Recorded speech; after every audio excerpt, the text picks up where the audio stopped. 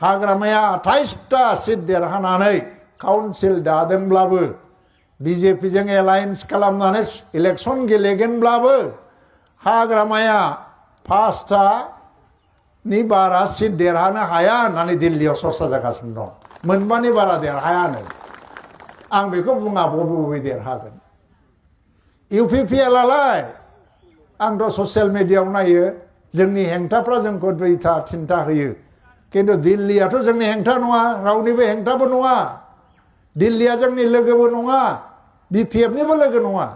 नाथाय गेजेर गेजेर मोनसे बिश्लेषण होदों मा इउपिपिएलआ परिबेशआ बेनो बे थांबाय थायोबा 7 जन एमएलए दंमोन 7 जननि जायगायाव 8 जन देरहानो हागौ होननानै मोनसे अंक होगासिनो दङ।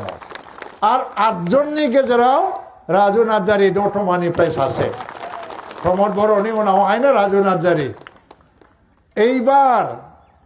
এইবার ইউপিপিএলआ বিটিসিआव ক্ষমতাयाव फैनो हायाखै। नाथाय এইবাरनि इलेक्शननि उनाव दिसपुरनिफ्राय बिटिसिखौ जोंसो कन्ट्रल खालामगोन, नियन्त्रण खालामगोन एबार। जोंनि मदद नङाबा थाखा गरसेबो मोननाय नङा बिपिएफआ। दाबो गैया, बिपिएफनाव थाखा गैया दाबो हाग्रामानाव। अन्थाइ खाम्फा गायसनलाबाय थादों माखौ?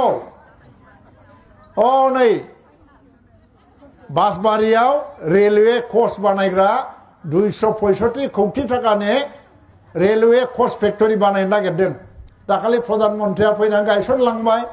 बेसोरनि बर' गोरोबथायाव जोंनिफ्राय दाबि होनाय लेखायै भारत सरकारा गोरोबथायाव लिरनानै दोनदों बासबारियाव रेलवे कच फेक्टरि बानायनाय जागोन। जों लाबोनायखौ अन्थाइ खाम्फा गायसनदों हाग्रामा महिलारिया।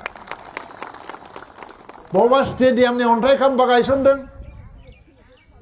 मिडिया सोंदों बोरै लाबोखो दालाय, माब्ला लाबोआ होननानै सोंदों मिडियाया। दरंआवनो खेबसे उदालगुरियाव। दाना बेथ' आरो गोनो गोथो जाबाय, नंखायखौबो बुंनो हाला। बे सिमान जानांबाय मा प्रमद बर'नि दिनाव लाबोखानायमोन, बेखौसो अन्थाइ खाम्फा गायसनदों आङो होननानै। आरो बेबायदि सानथ्र'हायै गसाइगावबो खालामफैदोंदां।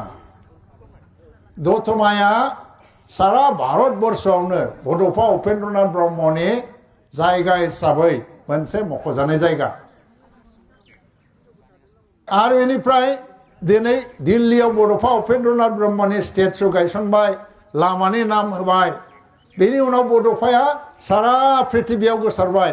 बा बबेनिमोन दतमानि आन्दलनकारि हानजानि आखायाव दतमाया दंना गैया? दिनैसिमाव गैयामोन। এইবারनिफ्राय जानो थांगासिनो दङ। এইবাरनिफ्राय इउपिपिएलनि आखायाव दतमा समस्तिया फैसिगोन। दतमाया समस्तिया फैयोबा दासिमावथ' राजुखौ अननानै बाख्नायबाय आङो, नङा होमबा?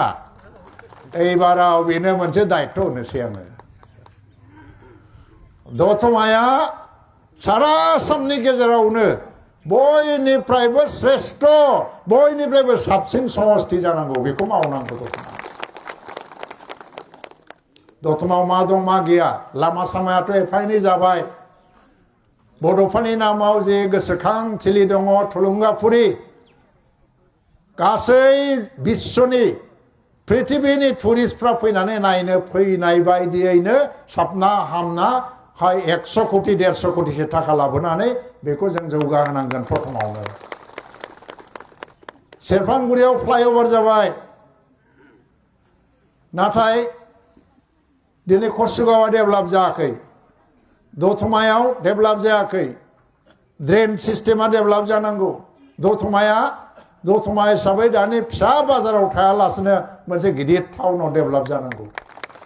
मोनफ्रोमबो गामियाव मोजां दै लोंनायनि सुबिदा मोननांगौ। मोनफ्रोमबो गामियाव इलेक्ट्रिसिटिया थाङै जानो नाङा, पावार थाङै जानो नाङा। आरो मोनफ्रोमबो डिस्पेन्सारि, साब सेन्टार आरो पाब्लिक हेल्थ माने हस्पिटाल, CHC, PHC बेफोराव जाहाथे नार्स, डक्टर, मुलि जेब्लायबो जों मोनो। जोंनि गेजेराव जोंनि ओनसोलाव जिहेतु बियो हेल्थ सेक्टराव खामानि मावबोदों, बेमार जानाय गथ'फोरनि थाखाय खामानि मावबोदों। दतमा समस्तियाव माबा CM, MEM लेम्बा आंगनबादि सेन्टाराव खामानि मावग्राफ्रा मिथिगौ, नङा होमबा? उन्दैफ्रा बायदिसिना बेमाराव भुगिनानै थानाय जोंनि 5 बोसोरनि गाहायाव थानाय उन्दैफ्रा खुनु बेमाराव भुगियाब्लानो थानो मोननांगोन बेमार मुक्त दतमा जानांगोन बे उन्दैयाव बेखौ बियो खामानि मावनांगोन जोंनि दतमा कलेज बियो जौगानांगोन इनफ्रास्ट्राक्चार जुनियर आरो सिनियर कलेज मोननैबो सेरफांगुरि कलेज आरो जौगानांगोन हायोबा कसुगावआव गोदानै कलेज मोनसे गायसननांगौ दङ आरो लासैनो जों बाहाय गिदिर गिदिर इनस्टिट्युट लाबोनानै दतमाखौबो आसामनि गेजेराव बयनिफ्रायबो साबसिन श्रेष्ठ मोनसे समष्टि आङो बाक्सायाव गेलेदोंमोन मुख्यमन्त्रिया बुंदोंमोन मा इउजि ब्रह्मखौ देरहायोबा मन्त्रि होगोन आरो सारा आसामनि गेजेराव मोनसे श्रेष्ठ समष्टि बानायगोन नोंथांमोना मिथिगौना बाक्सायाव आङो 5टा बोसोराव 47टा फाका लामा बानायबाय आङो 50टा जानो मोनथामल' खम आसाम मालानि मोननै बाक्सायाव डिस्ट्रिक्ट स्टेडियाम गैयामोन आं मन्त्रि जानाय लोगो लोगोनो 50 कोटी टाकानि डिस्ट्रिक्ट स्टेडियाम बानायनाय जादों बाक्सानि डिस्ट्रिक्ट हस्पिटालाव इनफ्रास्ट्राक्चार माने आंखाल दंमोन आं मन्त्रि जानाय लोगो लोगो गासै 22 कोटी टाकानि इनफ्रास्ट्राक्चार डेभेलपमेन्टनि ग्रेन्ट लाबोदों